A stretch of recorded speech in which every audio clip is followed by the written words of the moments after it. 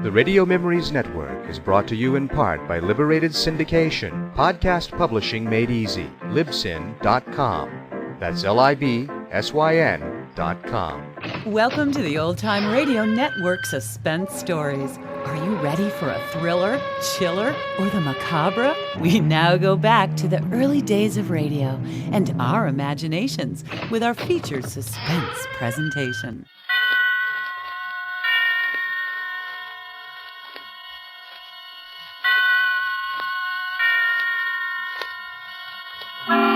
Suspense.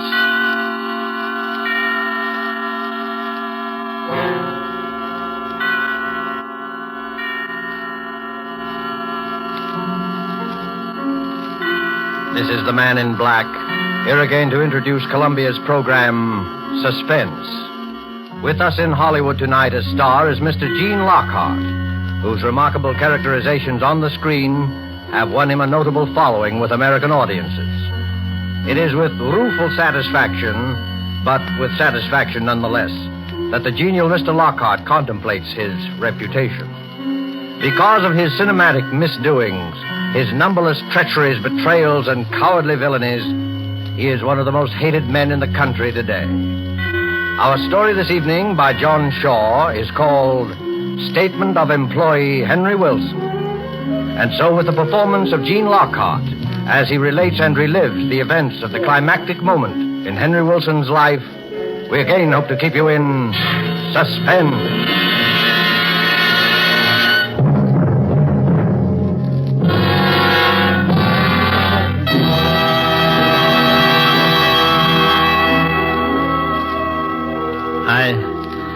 I was aware that I was trembling. I tried walking slowly back and forth in front of the desk, but even in motion, my knees felt weak and my whole body shook.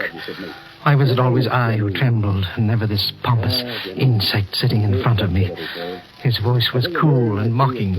His voice was clear and hard. Well, I sympathize with you, of course, Wilson. But the error must be brought to Mr. Larkin's attention. It was quite a big mistake, though. Quite a costly mistake. Mr. Larkin must know. He wouldn't cover it up. I knew that. 2 years ago, this man had come with the firm. For 8 years before that, I had worked there, enjoying the work, liking the people. And then he had come there. Have you ever stood quietly by and watched someone rob your house and steal your pocketbook? I was helpless. He was ambitious. He was clever. He was fluent. And as of tonight, I was his subordinate. 2 years against 10 years. Around the office, I had a reputation of being casual and carefree. But I hated this man. Every inch of me hated this man. And it was not a new hatred. Of course, there was no question of your honesty. His voice was patronizing. The patient teacher and the unruly pupil. I hated him. He smiled up at me and waved his hand in dismissal. He almost brushed a small iron vase off the top of the desk with the gesture. I had seen that vase so often, but I had never seen it out of the eyes that I was looking at it with now. Good night, Wilson. Good night, I said. Good night, clever boy. I walked out into the corridor and rang for the elevator. Terrible night, ain't it, Mr. Wilson? I heard the boy talking, like he was yelling at me from some distant mountain. He was talking and I was answering, but what either of us was saying I didn't know. I was thinking of something else. I looked at my watch as I stepped out of the car. It was 11:30 already. I mentioned it. You've had a long day today, Mr. Wilson. Those were the first words of the boy that I heard clearly, very clearly. Yes, I told him. Oh, plenty of overtime this week. I stood and looked at him for a moment. Mr. Dodds is still in the office. You might drop in and see if he wants anything. I think he'd be very grateful. I will, sir. I certainly will. It'll help to pass the time, sir. I don't like to complain, but these nights pass awful slow sometimes. Yes. Go up and see if he wants anything. Go up and see. I walked out of the lobby and came back into the building again when the boy had gotten into the elevator. 4 flights up. I took the stairs slowly. I was in no rush. I must let the boy get out of the room first. He said the nights passed slowly. This one wouldn't, and yet there would be an eternity compressed in it. When I got to the 4th floor, I stood at the top of the stairs and watched the door to Don's office. The elevator was parked at the floor, so I knew the boy was in the room. A short while later, he came out, and I crouched back in the shadows until he'd gone down in the car. And then I walked into the room, not in a crouch or moving my feet so that no sound would wake the stillness, but casually, honestly. There was a small waiting room to Mr. Dodd's office. In 2 years, he had a waiting room. In 10, I had none. I felt like laughing at the symbolism of that fact. Who's there? I called out my name and entered his office. Yes, what is it, Wilson? He was still sitting down, and the iron vase was still alongside of him, very close to him. I started to talk. I don't know what about, business, things in general, I've quite forgotten. I reached across and picked up the iron vase casually, very casually. But his eyes went wild suddenly, and he jumped. And I hit him square on the top of the head with the vase. It wasn't a very good shot. I had no leverage. But he started to slump back in the chair. I hit him again, hard, and again and again. And a red streak ran across his forehead, and he lay still. I put my hand against his heart. For a moment, there was a soft beating, and then I could feel nothing.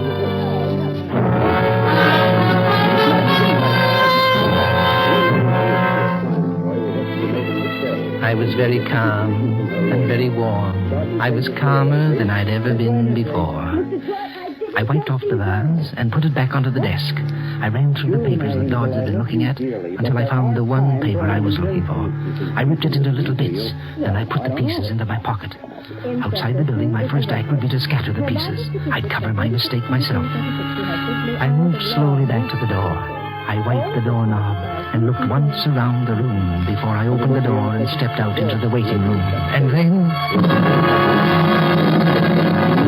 Going home, Miss Wilson? I stood there, afraid to turn, afraid to think. I slammed the door shut behind me and stood in front of it. Are you all right, Mr. Wilson? I tried to talk, but the words got caught somewhere in my throat. It was the sweeper. Tom Eby, the night sweeper. I almost fainted. Everything had been set so nicely. I'd left the building. The elevator boy had come up and found Dodds in good health. Someone had stolen him later and killed him. That would be the elevator boy's story. If suspicion attached to anyone, it would be to the boy. I had left the building. But now, this. Are you all right, Mr. Wilson? I'm fine, Tom. A bit of a cold, that's all. Weakens one. How are the wife and kids? Fine. The shock was wearing off. Mr. Dodds is in his room now, Tom. Working very late tonight. You'd better, let his office go for this once. Well, if you say so, Mr. Wilson. I could give it a quick brush, though, sir. I wouldn't disturb him none. I stood firm in front of the door. For a moment, I wondered if he'd seen anything when I'd come out of the room. It was possible. He could have looked over my shoulder. No. No, he hadn't seen anything. He began to sweep the sitting room, and I stood and watched him. I couldn't let him get out of here. I'd go to the sheriff if he told me about being there. And I couldn't kill him, too. Oh, what a quick step it had been back to normal. I was nervous again, and I felt a sickness at the bottom of my stomach. I tried to talk, and I sounded stupid. Tom looked at me. I wouldn't have to touch him. It would be his word against mine, and I had left the building. I opened the door quickly and went back into Dodd's office. I tried to keep my eyes away from that thing at the desk. I remember that he kept a bottle in one of the doors, and I took it and brought it out to the sitting room with me. Oh, Tom, Mr. Dodds has a birthday tomorrow, and he wonders if you'll drink his health with me. Well, I don't think you better take any tonight. Mr. Dodds has a birthday. Sometime tomorrow he'll be a day old in the next world. Tom was famous for his liquor habits, but he hesitated. Well, now... I poured the drinks. I don't think you better have... Up with it, Tom, and down with it. And here's to Mr. Dodds. All right, here's kindness. He drank one. He drank another. He drank a third. And still I poured them into him. He got talkative and grew very gay. but he didn't pass out. I looked at my watch. It was almost 12:30. 1 whole hour I'd wasted with him. I could stand no more. He was drunk. Any test would show that. His story tomorrow would be listed as a drunkard's babble. I had left the building an hour ago. I couldn't afford to waste any more time. I walked behind him, and he was laughing. And I hit him as hard as I could on the back of the neck. He pitched forward off the chair onto the floor. I dragged him into Dodd's office, and I lifted him into the chair facing Dodd's. I brought the bottle in from the sitting room and put it on the desk in front of Dodd's. I took the iron vase and curled Tom's hands around it for the fingerprints, and I dropped it at his feet. A bottle, a fight, a killing. I was sweating. I went out into the sitting room again and almost fell to my knees. I was frightened. I had to get out of here. I got to the lobby and looked out of the shadows at the elevator. The boy was sitting on a chair outside the car, and he seemed asleep. I came out of the darkness and went quickly towards the street and began to walk rapidly. I wanted to get somewhere out of the world. How would I ever sleep again?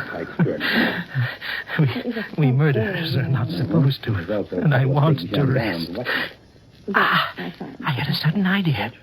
I went into a cafeteria and used the telephone. I called the building and got the elevator boy on the phone. Hello there. Hello, Jim. Oh, this is Mr. Wilson, Jim. Has Mr. Dodds left yet? The voice that answered me was sleepy, and the words were hard to make out. But I knew all the answers. Well, listen closely, Jim. Will you tell him that the address of the place we were talking about is 144 Gray Street? Yes, yes, that's right. Oh, he'll know what I mean. Will you go up and tell him now, Jim? All right. Thanks a lot, Jim. I was sure the sweeper would be discovered in the room with Dodds. The address was a Turkish bath. It was logical. A man working all night might want to go to a Turkish bath afterwards. Jim would walk in now. And heaven only knew what came next. The sweeper would be caught like a rat in a trap, drunk, and with a murdered man sitting across from him. I walked home through streets that crushed me in their shadows, between walls that whispered at me as I passed. I sat up in my room for hours listening to the sounds Manhattan makes in the night. And finally I fell asleep. And I sat, and I slept, and I dreamed until sunrise.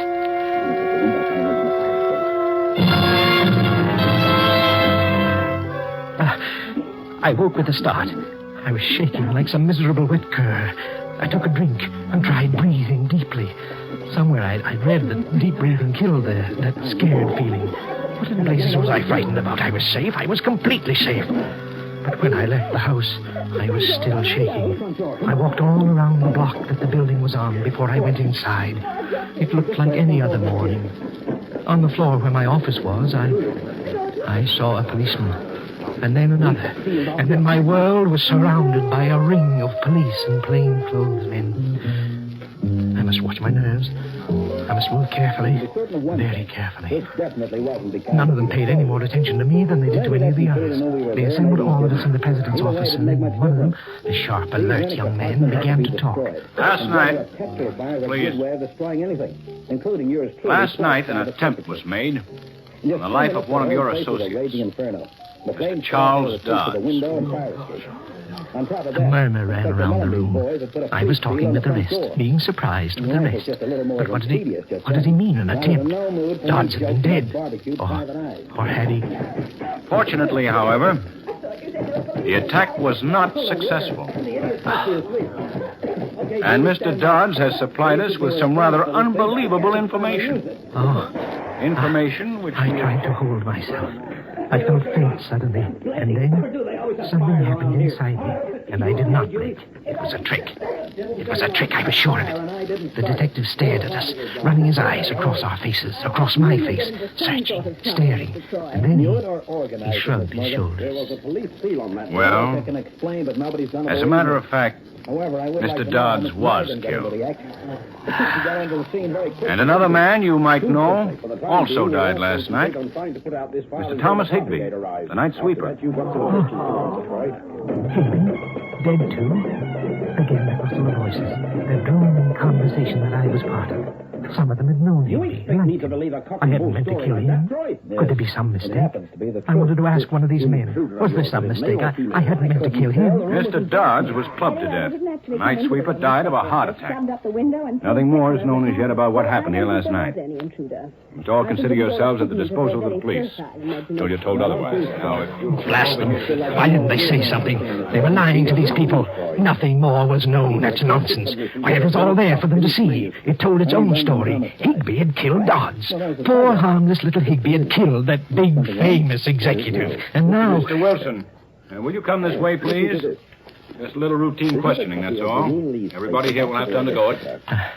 I must watch myself. I must go very slowly.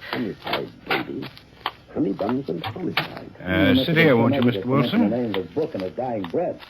Now, you remember what time you left the office last night? What time? 11:30. Yes, it was 11:30. I remember mentioning it to the elevator boy. And what time did you get home? Oh, somewhere about 12:30, I guess. Yes, just about that time. Is there anybody who would swear to that? Well, the elevator boy... Oh, I don't mean that. Is there anyone who saw you go into your house at 12:30? I hardly think so. At that time, the streets aren't too well populated, you know, officer. And I live in a house where people mind their own business. I really don't know anybody in the house, and I doubt if anybody saw me go into it. But you can check with the elevator boy, though, as to my going home at 11:30. Yes, we have already. You weren't on the best of terms with Dodds, were you, Wilson? Oh, I was fond of him. But I don't know what right you have to say a thing like that. He kind of did you out of a job around here, didn't he? Oh, he was a smart man. Mr. Dodds was an exceptionally smart man. It was not at all a disgrace to lose a position to him. When I left him last night, he was an excellent help. If I killed a man every time I had a job taken away from me, I'd have quite a long line of victims behind me. Of course, I'm just joking, you know.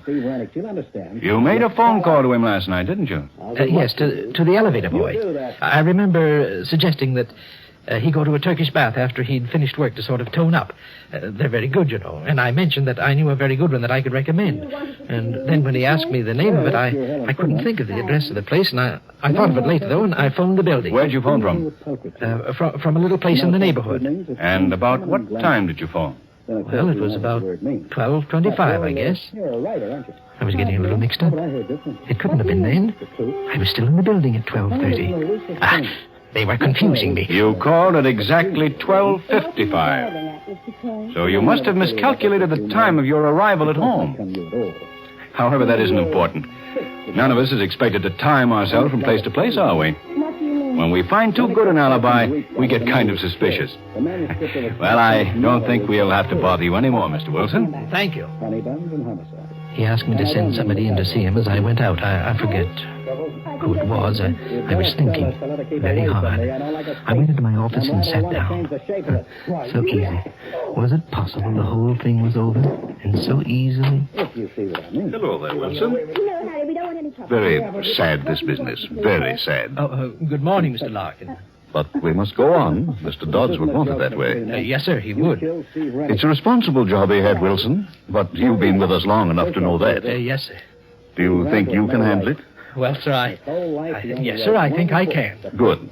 Get your stuff together and take over Dodd's old office. You deserve this, Wilson. And I'm sure you'll reward our confidence in you. Well, thank you very much, sir, because I hardly expected... On second thought, I think you'd better go into his office right away and sort of straighten out some of the things on his desk. I'll have one of the boys bring your things in later. Very well, sir. Good luck. Thank you, sir. The fat, pompous pig. Why hadn't he said those things before last night? They were all in a spot now. They needed poor, stupid Wilson. They needed me to get them out of a hole. The further the thing went, the funnier it got. Books were wrong about virtue and good counting for anything.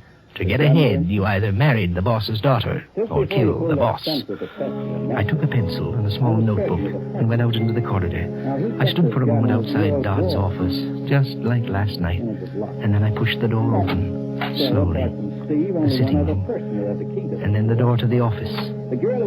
I opened it and walked inside. I heard the door close softly behind me, and I stood there, smelling the death in the air. And then I saw it. I saw it. I tried to yell, but I couldn't get the words out.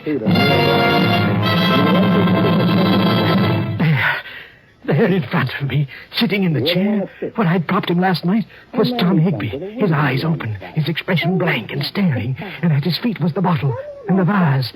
The same bottle, the same vase. Dodds was all that was missing. I turned and I bolted into the hall. Higby. Oh, what's the matter, Wilson? You look like you'd seen a ghost. In the office. In the office. Higby. Higby? Why, Higby's dead, man. What's the matter? Mr. Larkin. Where's Mr. Larkin? Why, here I am, Wilson. What's the matter? In the office. In the office. What? Nothing's the matter in here. I walked in after him. There was nothing there. Nothing. No Higby. No bottle. No vase. But I saw them. I saw them. Oh, was I going crazy? Was I beginning to go mad? I felt Larkin's pat on my shoulder. He murmured something about everybody being a little touchy, a little jumpy. And then he left. And I was alone in the room. Be careful. Be careful. Be careful. I stood. I stared at the desk and at the chair. No one was there. No one could have been there. I must watch myself. How does this fit? There was something else in that apartment which had to be destroyed. Oh, I beg your pardon. Oh, The original manuscript not at all. I seem to be in the wrong room. I'm Mrs. Charles Dodds.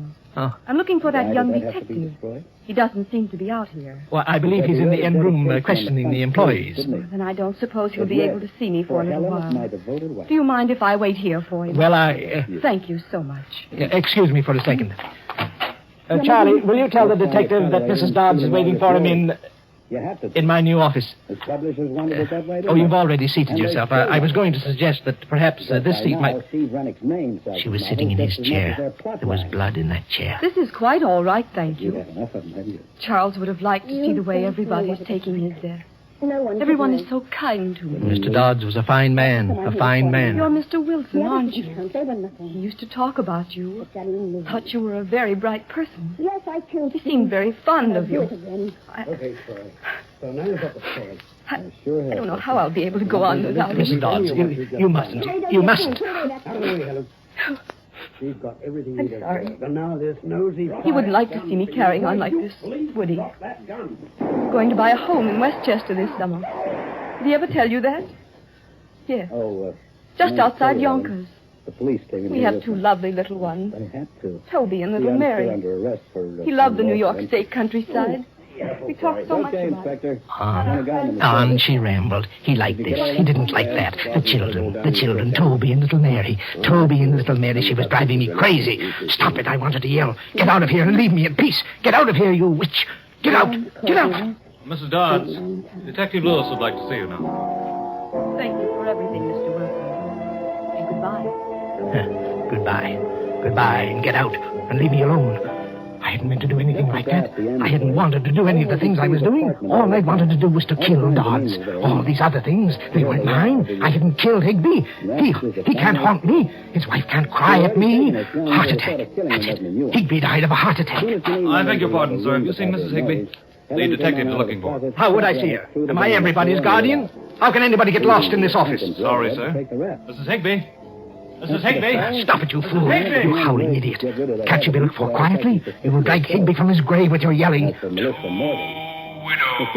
What? You manufacture widows, don't you, Mr. Wilson? Widows and orphans. Tell me, Mr. Wilson, is it your life's work or is it just a hobby with you? Tell me, Mr. Wilson. Who is that? Who is that talking? Do they think they can make a fool of me? The office communication. It's all... Oh, stop it, Mr. Wilson. You'll go balmy. Oh. You've committed the perfect crime. Don't go crazy and spoil it. No. Perfection is instinctive with you, isn't it? Yes. Not a plan that you make. Spontaneous perfection. Yes. There aren't many could do that. Go on. Go on. Voices can't frighten me. They deserve to die. And that's why they're dead. Thou shalt not kill, Mr. Wilson. Thou shalt not kill. Thou shalt not kill. Not Higby. I didn't kill him. His heart stopped. Do you hear me? That's all. I didn't kill him.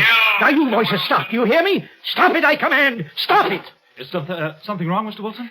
What do you mean, is there something wrong? Do you hear them, too? Well, you mustn't listen. They lie. Do you hear me? They lie. Now get out. Get out. Get out. You must talk only to me. Do you understand me? Only to me. Not to these others. Don't say anything to them. Only to me. Only to me. Well, what do you want? Well, I don't know. You think they'll say something bad about me, don't you? So you can carry me off to jail. That's what you're waiting for, isn't it? Well, you're going to be disappointed. You see, they're quiet. What's quiet? Yeah, who's quiet? You think I'm going to tell you. They won't say anything unless I tell them to, and I'm not going to tell them to say anything, not one little word. Last night you wanted to know all about last night. Well, you asked them, but they won't tell you. Look at the expression on that face. Look at him, Lieutenant. They were there. They saw me hit him, but they won't say anything. They were there, but they won't tell you a thing, not one little word, not a single thing. Gibbering idiot. Because I'm not going to let I shouldn't have let you monkey around. No. We'd have gotten it out of him some other way. You and your psychology. You know, you should leave that stuff in college. All I did was plant Higby in the office and route Mrs. Dodson here and talked into the ventilating system. Yeah, those voices had me creepy, too. Incidentally, Dodds was single. What? That girl's my fiancée. She's an actress. Well, Word. Well, why did you tell him Higby was dead? No, maybe you better not explain. Psychology, huh?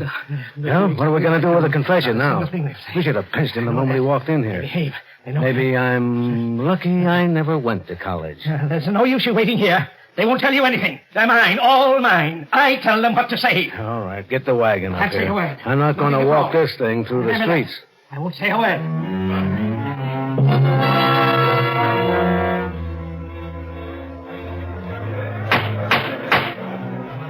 Henry Wilson, it's the judgment of this court that you be sent to the Hillview Mental Home and be kept there in close confinement until...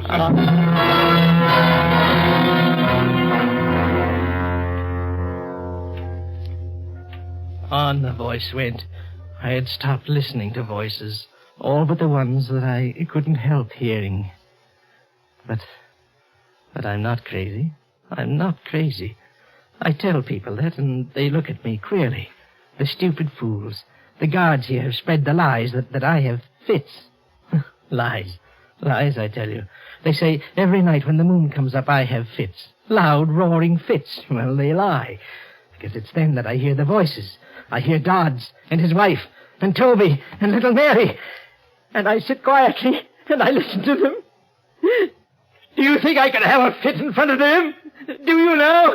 No, I'd be ashamed. I tell you I'm not crazy. And they lie when they tell you that. They lie, all of them. They lie. And they're lies.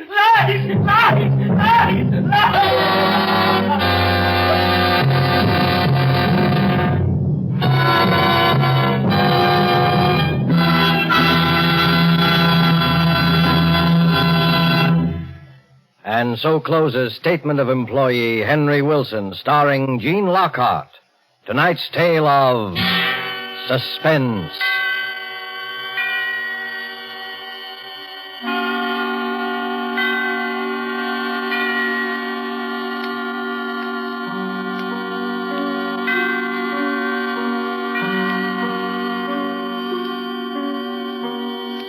This is the Man in Black, who conveys to you Columbia's invitation to spend this half hour in suspense with us again next week, same time, when our two distinguished stars will be Margot and Philip Dorn. They will appear in a suspense play by John Dixon Carr, entitled Cabin B-13.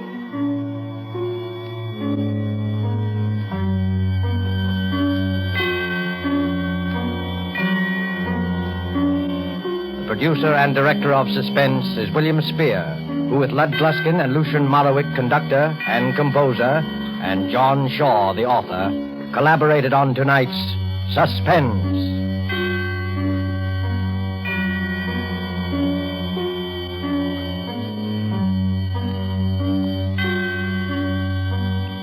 Suspense fans, please note that this program will shortly move to a different day of the week.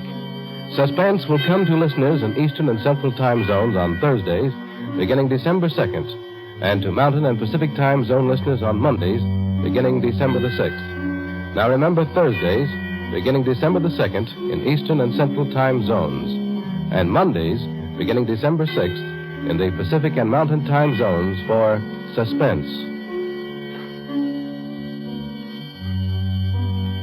This is CBS, the Columbia Broadcasting System.